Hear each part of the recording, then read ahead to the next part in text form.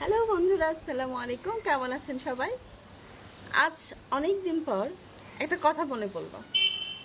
আমার খালু নাম ছিল টগর। ছিল বলছি এই কারণে, করোনার সময় আমার খালু মারা যায়। তো যাই হোক, আমার খালু প্রথম যখন ফোন কেনে তখন না 1 মিনিট কথা বলতে 60 টাকা লাগতো, 60 টাকা। তো সে সময় খালুকে যদি কেউ মিস কল দিত, তখন আমার খালু বলতো যে বা ডট ডট ডট ডট পালতে পারো না, সে বা ডট ডট ডট ডট কেন কেন, মানে মিস কল দিলেই কল ব্যাক করে খালু এই কথাটা বলে রেখে দিত। সে আর জীবনে কখনো খালুকে মিস কল দিত না।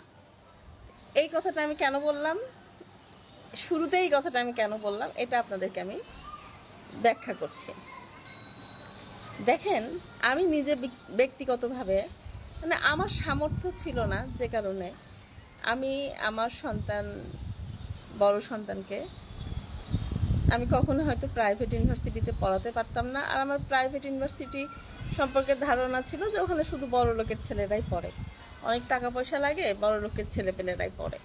তো যে কারণে আমি আমার ছেলেকে একটা শর্তই দিয়েছিলাম, পড়াশোনা যদি করতে হয় নিজের মেধা দিয়ে এই ঢাকা ভার্সিটি, বুয়েট মেডিকেল এগুলোতে পড়ো, আর না হলে জাতীয় বিশ্ববিদ্যালয়ের আন্ডারে ডিগ্রি পাশ করে তারপরে চাকরি তাই করো, কিন্তু আমি প্রাইভেট ইউনিভার্সিটিতে পড়াতে পারবো না।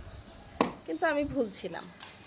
প্রাইভেট ইউনিভার্সিটির স্টুডেন্টগুলো, আমি বয়সে বড়, কিন্তু কি বলবো, এই স্টুডেন্টদের পাওয়ার যে কি, তো মোটামুটি আমরা সবাই সেটা দেখেছি। আর বাচ্চাগুলো এত কিউট, বাচ্চাগুলা সব এত কিছু করলো শেষের দিকে, যখন শেষের দিকে ওরা যেভাবে ওদের পাওয়ারটা দেখিয়েছে, ওরা না এখন দিব্যি পড়াশোনা করছে। এখন আপনারা ভাবলেন যে আপনার খালুর গল্প শুনলাম, প্রাইভেট ইউনিভার্সিটির স্টুডেন্টদের কথা শুনলাম। এই কথাগুলো বলার কারণটা কি? এই কথাগুলো বলার কারণ, আমি ফেসবুকে আমি নাকি খত দিয়েছিলাম যে আমি কখনোই আর রাজনীতি নিয়ে কথা বলবো না, কিন্তু আমার মনটা এত ভেঙে গেছে যখন আমি এই প্রাইভেট ইউনিভার্সিটি যখন আমি ত্রাণের কিছু মালামাল কি দেখলাম যে বিভিন্ন জায়গায় কিভাবে পড়ে আছে, ওটা দেখার পর আমি অনেক কষ্ট পাইছি।